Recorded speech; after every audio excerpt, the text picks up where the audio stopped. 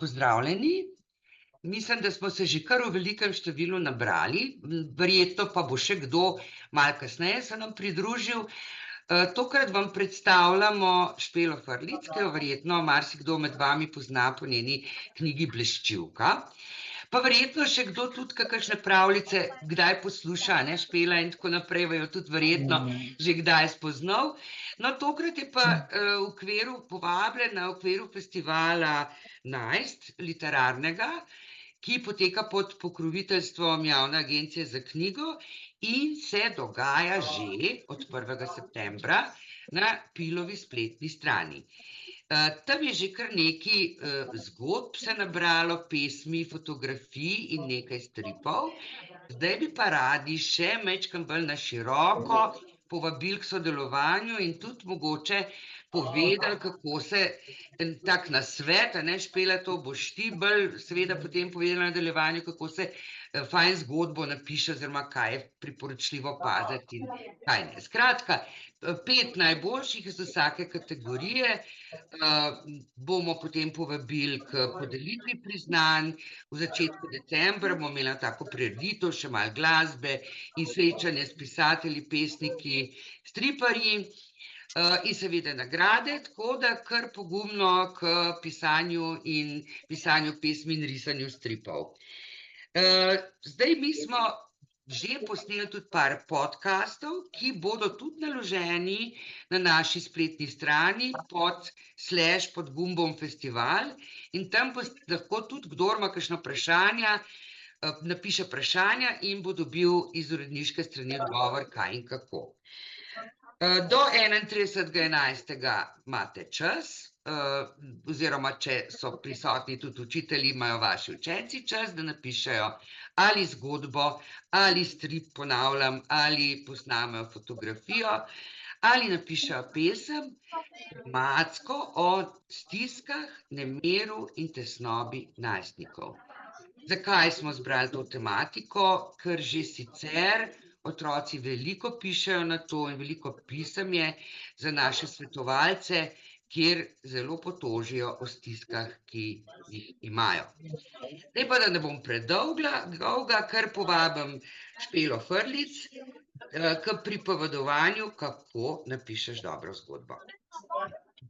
Zdravo, a je možno, da jaz tudi vidim obiskovalce tega pogovora ali ne? Žal ne, to bi bilo sicer dosti tebi lažje, ker bi dobila sproten odziv, ampak to so webinarji, oziroma nimamo takega mehanizma, da bi to bilo možno. Okej. Ja, nič, pa bom pa govorila noter upajoč, da so stvari, ki vam jih govorim, razumljive in smiselne. Jaz vam oglašam sicer s Frankfurtskega knjižnega sejma, lahko vam malo pokažem. Vsako leto v Frankfurtu poteka velik svetovni knjižni sejem, kjer se zberajo založniki in prodajalci in kupovalci avtorskih pravic celega sveta. In jaz sem kot avtor letos skupaj z Mladinsko knjigo sem pripotovala. Sem pa obljubila, da pripovedujem o tem, kako napisati zgodbo in kako se jaz tega lotevam. Tako da mogoče vam za začetek to povem, da jaz sem napisala eno knjigo, torej Bleščivko, se pa že zelo dolg časa ukvarjam s pripovedovanjem zgodb. Delam kot pripovedovalka in veščine pripovedovanja zgodb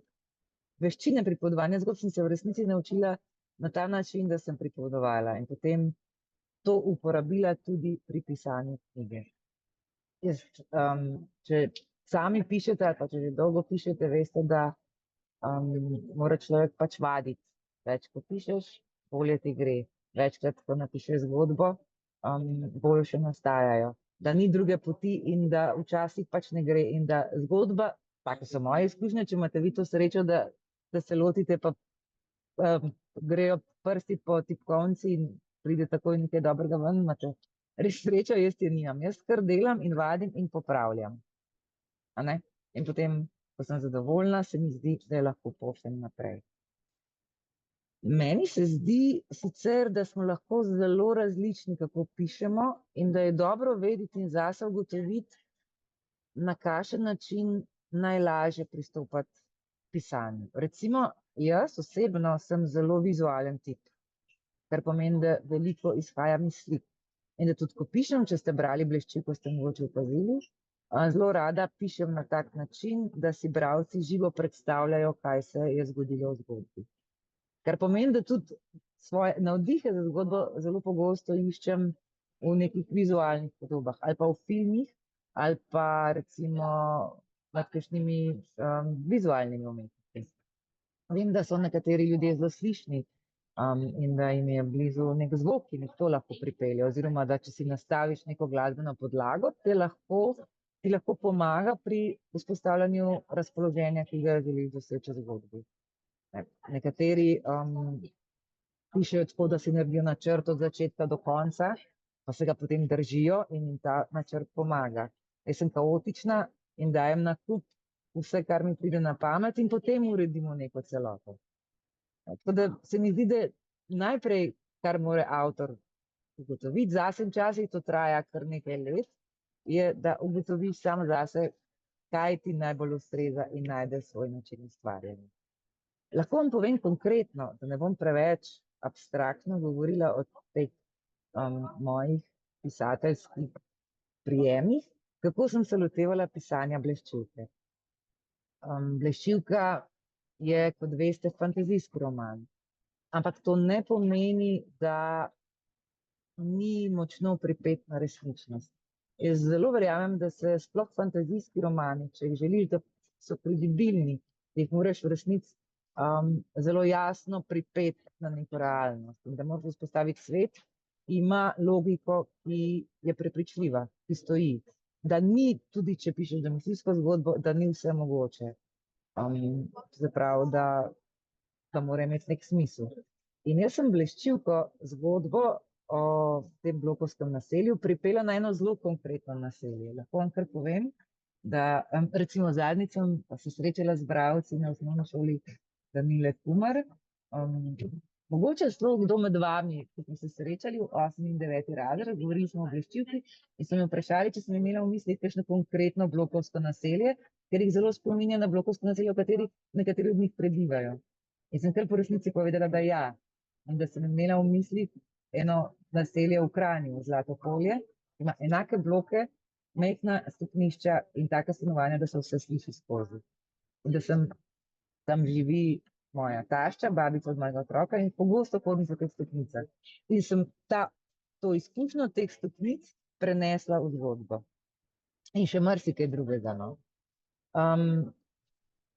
Rada bi vam pa eno bolj posredno metaforo pokazala, ki sem jo tudi uporabila. Zdaj boste videli najprej eno megleno fotko, ki vam jo pokažem kasneje, najprej pa tole. V Bleščivki, ki ste brali, veste, ima ta glavna junakinja in glavni junak, torej Silva in Rozamund, nad glavo oblaček, ki se jima pojavi zato, ker sta v depresiji.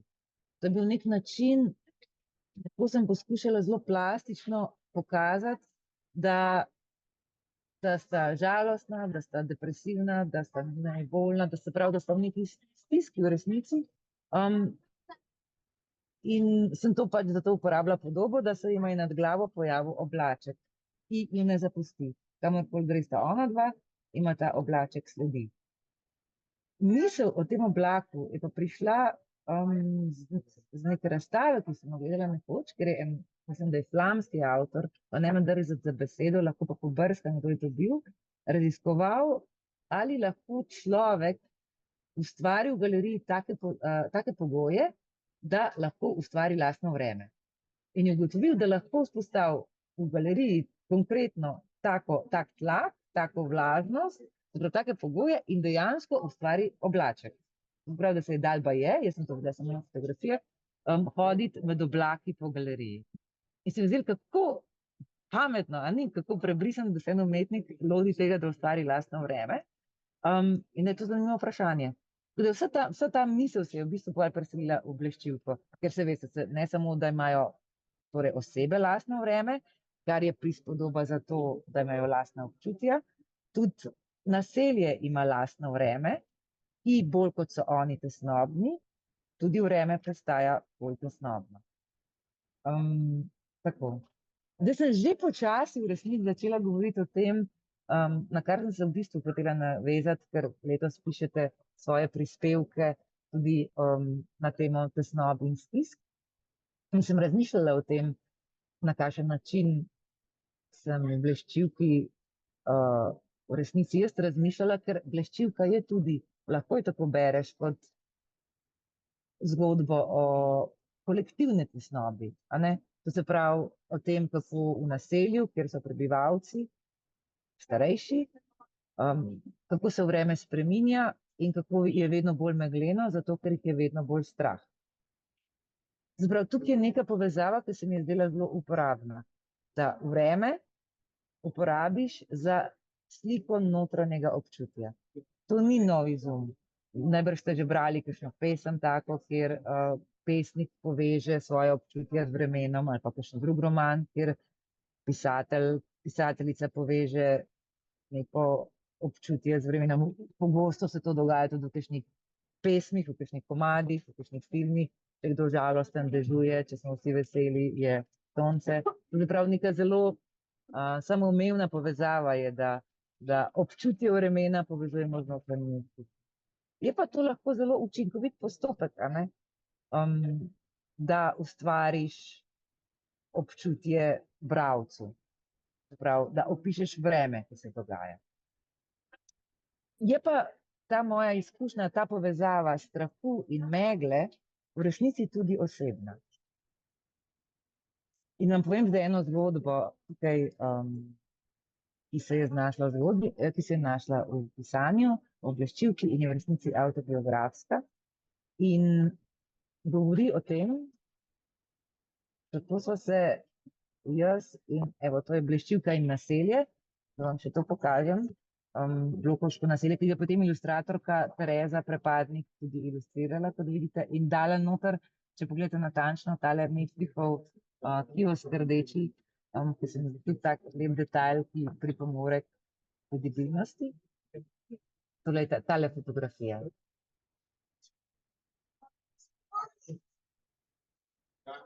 To je fotografija megle in to take megle, v kateri človek ne ve več, kje je, kam naj se obrne in kako naj iz nje pride.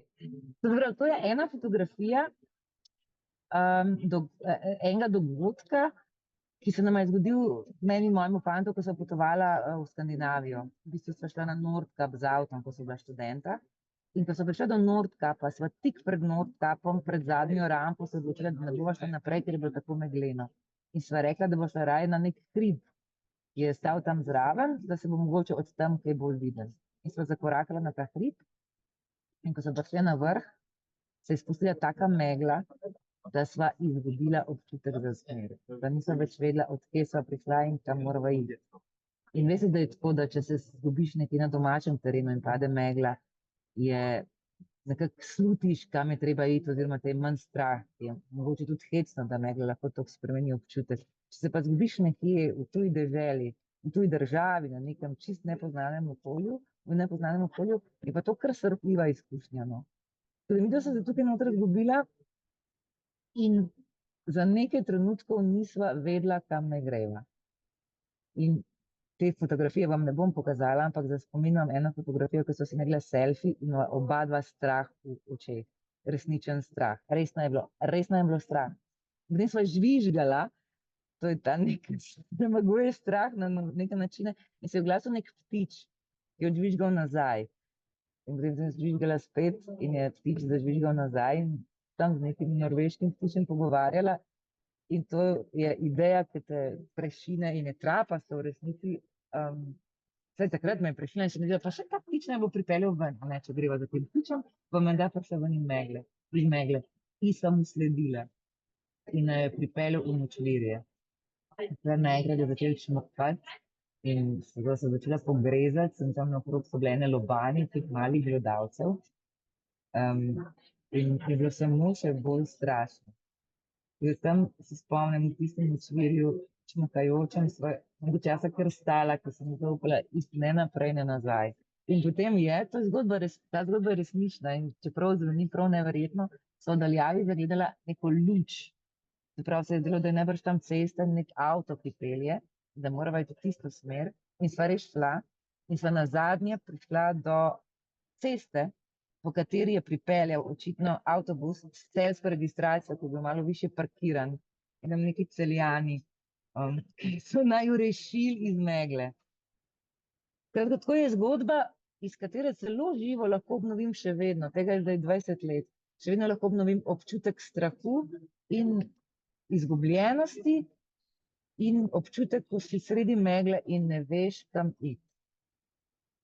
In če boste zdaj mogoče šli še enkrat pred bleščivko, boste opazili, da ta dva občutka sem uporabila potem, da sem jih podelila Tomotu, ki je v bleščivki izgubljen v megli in ga je zelo strah. In Silvi. In potem se najdeta in srečo, ko sta rešena.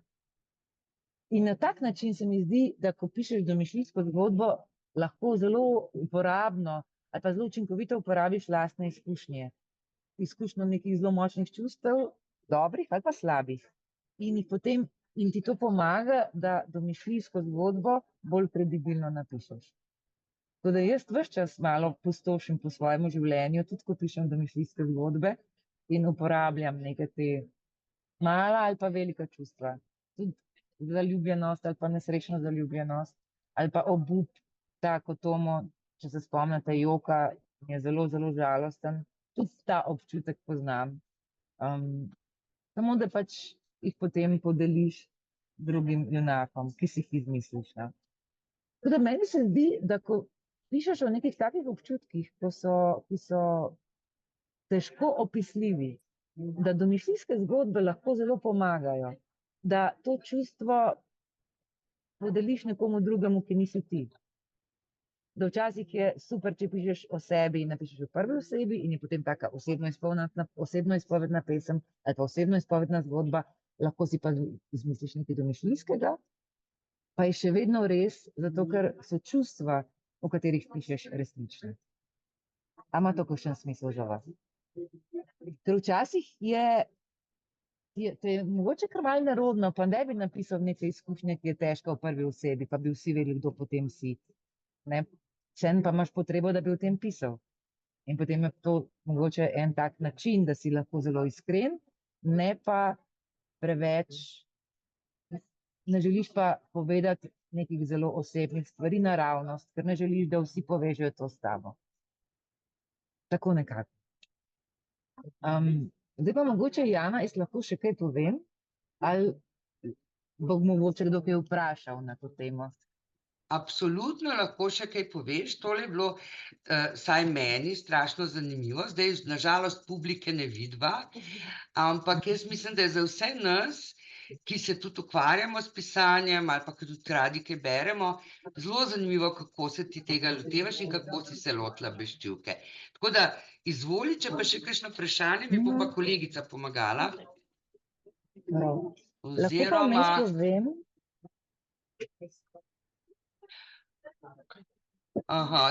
Sprašujete anonimni poslušalec, če si res bila tam, kjer je slika, ampak si že odgovorila, ne? Res. Pa to je, če Silva predstavlja tebe. Ja, to vprašanje sem že večkrat dobila. In mislim, da je najbolj iskren odgovor, Silva nisem jaz. Je pa res, da ko pišeš knjigo, sploh ko pišeš prvo knjigo, v resnici se mi zdi, da je to se zgodilo tudi več avtorjem, s katerim sem se pogovarjala, da je ti najlažje pripovedovati o svetu, ki ga zelo dobro poznaš. In jaz zelo dobro poznam delo in svet pripovedovalke. Tako da se mi je zdelo, da lahko postane glavna junakinja pripovedovalka zgodb. In tudi zato je toliko zgodb, ker je to nek svet, ki je meni zelo domač. Tako da vem, Silva tudi je visoka in suha in tako lahko spominja tudi name.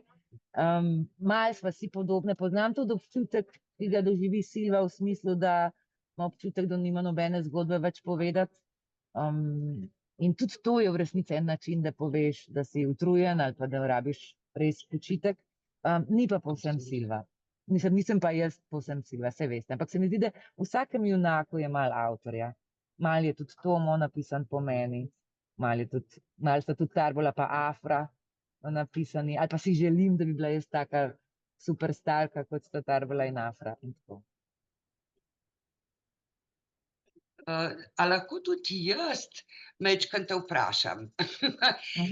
Namreč mene pa tudi to zanima, ker si se lotevala bleščivke, kako si začela, kako si junake zbrala, kaj ti se ti je takrat po glavi pletlo, no? Ta koncept, saj malo si že povedala, ampak mogoče kaj, ali začneš najprej z junakom, ali začneš s tematiko, pa tematiko raziskuješ, kako to pravzaprav poteka? Ja, jaz sem, bleščivka je nastala najprej kot ena zgodbica, ki sem jo pripovedovala svojemu otroku pred spanjem. To je bila zgodba o Silvi, krokodilu in hrčku. To se pravi, Silva se je pogovarjala s krokodilom in hrčkom. In to je bila neka zabava, ki sem jo imela z mojim sinom pred spanjem. Saj veste, to nastane en kup nečesa, včasih je fino, včasih ni, ampak potem se mi je zdelo, da je to dobro izhodišče za to, vi še vedno gledate, kaj jaz tukaj iščem, a ne? Da je dobro izhodišče, ja, torej za neko zgodbo, ki bi lahko razvila. Hotela sem vam pokazati, zato sem brskala po računalniku, hotela sem vam pokazati eno sliko ene gospe, to se pravi gospe Ksenije Hribar, ki jo boste videli, če boste šli na grad Strmol. Ampak na gradu Strmol je portret, torej Ksenije Hribar, ki je res imela krokodila in ga je sprehajala po Ljubljani. In če boste šli kdaj na grad Strmol, boste videli in to fotografijo, malo boljše izpostavljena, kot vam zdaj jaz kažem, in tega krokodila na gačeni obliki. Ker zgodba pripoveduje in je spet resnična zgodba, da se je s tem krokodilom kopal, torej partner gospe Hribar, in ga je šavsnil v bazenu in si je s tem krokodil prislužil nagačenost. In ko sem razmišljala o tem, a si predstavljate ta prizor, da greš po Ljubljani in tam mimo gre ženska, ki na vrvici vodi krokodila. Jasno, da so vsi prebivalci Ljubljane takrat zaprepadeni, a ne? To si predstavljamo, da vzbudi veliko radovednosti, pa tudi zgroženosti, no? In je to tako zanimiv in slikovit lik, da se mi je zdelo, da lahko iz tega nastane res krasna zgodba, no? Da tako se je vse začelo, potem pa počasi in kup enih stvari sem nanosila. Napisala otroke, potem sta bila najprej, jih je bilo manj, potem sem brala to mojemu sinu in njegovemu prijatelju, pa sta dodala par konkretnih tudi želja, da se mora še Maja, sestrična, znajti v zgodbi. Da ti otroci zares obstajajo, Arne, Maja in Kalvin, to so otroci, ki so zgodbo poslušali in jo komentirali, ker sem jim jo brala. In so zelo veseli potem, da so se znašli v moji domišljijski zgodbi. Tako da je zanimivo, ko začneš pisati knjigo, to, da naenkrat ves svet postane potencialen, da ga lahko uporabiš v zgodbi.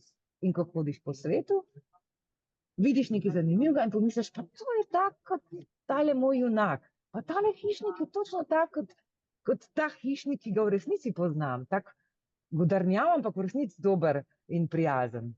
Tako da kar naenkrat ugotoviš, da se oboje prepleta in da nekaj časa, ko pišeš zgodbo, v resnici živiš v dveh svetovih, v tem, ki ga živiš, in zelo intenzivno tudi tistem, ki ga pišeš. Tako da pol, ki ga končaš, si kar malo osamljen, ker se mora ta svet končati, no. Tako da je to zelo razburljivo in zabavno početje, včasih pa tudi težko. Nekatere prizore, recimo prizor, v katerem Tomo joka, sem napisala 6-krat, da sem bila z njim zadovoljna.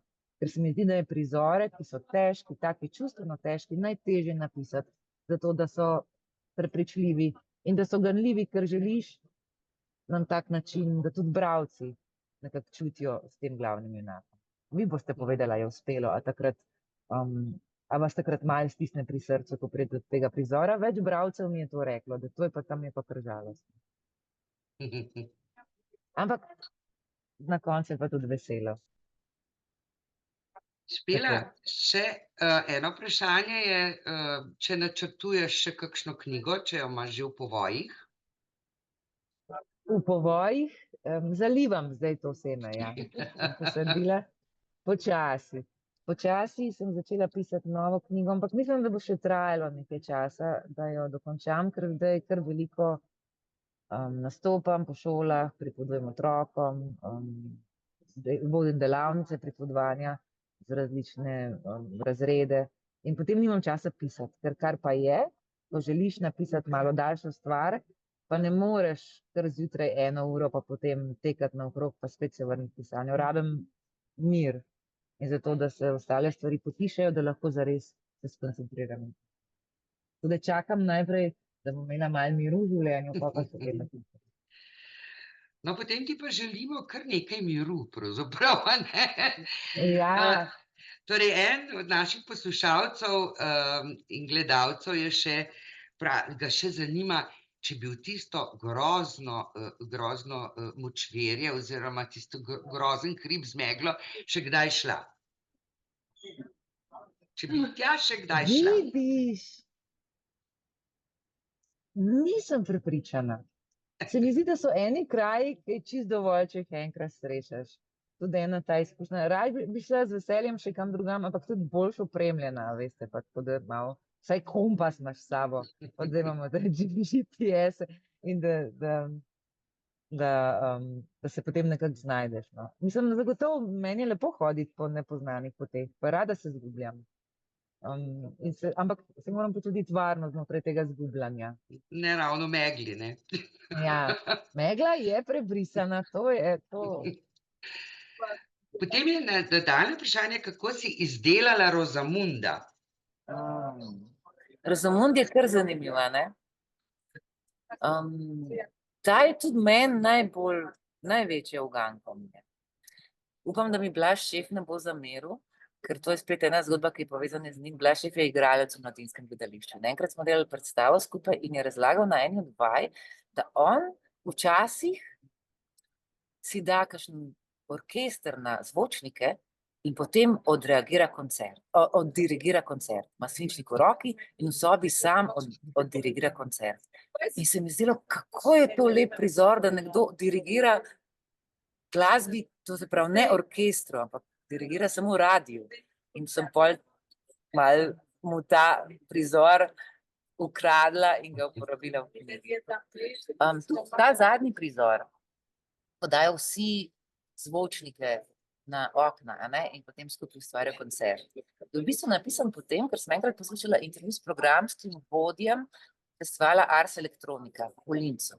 In je rekel, da na enem prvih festivalov so poskušali vključiti celotno mesto v festival in da so jih povabili, da naj dajo na okna zvočnike in radije in so dali na frekvenco mestno en komad in potem je imelo celo mesto koncert. So tako otvorili festival. Krasno. Se mi je zdelo, kakšna dobra ideja. In kakšen dober način, da vključiš v neko sodelovanje vse ljudi, ne glede na to, a znajo igrati kakšen inštrument, da znajo, ne vem, pet. Že samo s tem, da pač jih povežeš, da dajo vsi skupaj svoje tranzistorje na okno. Tako da, kot vidite, sem ogromno enih stvari uporabila, ki so se mi zgodile, ali pa sem jih poslušala od drugih. In se mi še vedno zdi najboljša pot za navdih, da si odprt in radoveden in opazuješ ljudi okrog sebe. In poslušaš, kaj govorijo, kako pripovedujejo o stvareh. Ker je to prav ljudje, no, se mi zdi, da so eden glavnih navdihov. Lahko. In ogromno zanimivih ljudi obstaja naokrog, ki delajo res zanimive stvari. Res. Veš kaj, še jaz imam eno vprašanje, ker si boš tudi v žiriji, a ne? Kaj bi tebe kot žirantko najbolj prepričalo, kakšna naj bi bila zgodba, ne, ker bojo naši najstniki napisali, da te bo prepričala, kaj naj vsebuje? Mislim, Oziroma kakšna naj bo, no, tako. ja, da so prepričljive zgodbe tiste zgodbe, kjer slišiš, da je ne bom rekla oseben, ampak prepoznaš, če človek uporablja lastno ustvarjalnost. To se pravi, ne gre za to, da iščete divje teme ali pa nekaj čist tljivega, ker lahko tudi o najbolj preprosti stvari ali pa enem zelo bežnem trenutku napišeš odlično zgodbo. Ampak je povezana s tem, da jo znaš povedati mogoče na svež način ali pa z novimi primerjavami ali pa z jezikom, ki je res tvoj. Ni treba, da iščeš nek jezik, ki je jezik nekega pisatelja, ki ti je všeč. Ampak napišeš tako, kot bi ti povedal svojemu prijatelju pa prijateljici. Prav, da si verjameš, da je impuls, ki ga imaš, pa ideja, ki imaš, res dobra in da jo lahko pišeš tako, da je tebi všeč in da bi jo z veseljem dal za prečitek. Mislim, da je zelo težko reči, kakšna zgodba je dobra takole na pamet. Pa vsi vemo, ko preberemo dobro zgodbo. A ni tako? Da rečemo, to je pa nekaj zanimivega. To je pa tako lepo povedano. Ali pa ta misel je pa tako pomembna. Ne? Tako da se mi zdi, da nekaj lepega pri literaturi je, da to ni tekmovanje nikoli za resno. Ker ne moreš tekmovati v pisanju zgodb. Sprav, da vedno ta žiranska naloga je težka, ker moraš izbrati najboljše, čeprav bi najrajši vsem čestitev za zgodbo. Jaz že naprej vam čestitam, da se lotevate. Da bomo zelo veseli in smo brali. Potem bomo pa zbrali. Ja, to je zmeri najtežje delo, to se strinjam s tabo. Še eno vprašanje prišlo. Katero zgodbo zdaj pišeš? Delno si že odgovorila, ampak mogoče... Malo sem vraževerna in ne rada govorim o tem, preden kaj zares nastane. Tako da mi boste odpustili, da bom zelo skrivnostna in vam nič ne povem. A prav?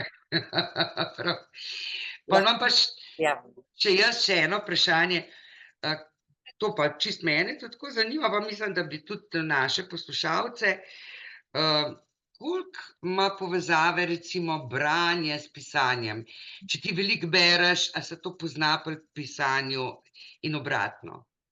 Ja, mislim, da ja. Mislim, da se pozna pri pisanju zaradi tega, ker imaš več, kot da bi imel več orodij na voljo, boljši besedni zaklad, veš, kako so nekateri misli svoje ubesedili in ti to pomaga, kot da imaš širše polje, iz katerega lahko sklepaš. Ampak hkrati verjamem, da tudi če zelo rad gledaš filme ali pa zelo rad poslušaš kakšno zanimivo muziko ali pa te zanimajo neke stvari, enako dobro vpliva na pisanje. Ali pa poslušate podcaste ali pa poslušate kakšne zanimiva predavanja ali pa audioknjige. Se pravi, da je svet, ki pomaga človeku pisati, lahko veliko širši od same literature. Da je bolj zato, da si nabiramo nek material načinov, kako so nekateri ljudje v besedo stvari, ki so za pomembne. Spoznam ljudi, ki ne berejo veliko ali pa ne tako obsedeno, pa vseeno znajo izredno dobro pisati. Jaz sama zelo veliko berem in mi je to veliko veselje, že od nekdaj. Tako da se mi zdi, da je veliko potino, da človek postane pisatelj. Da je radovednost ena od teh poti.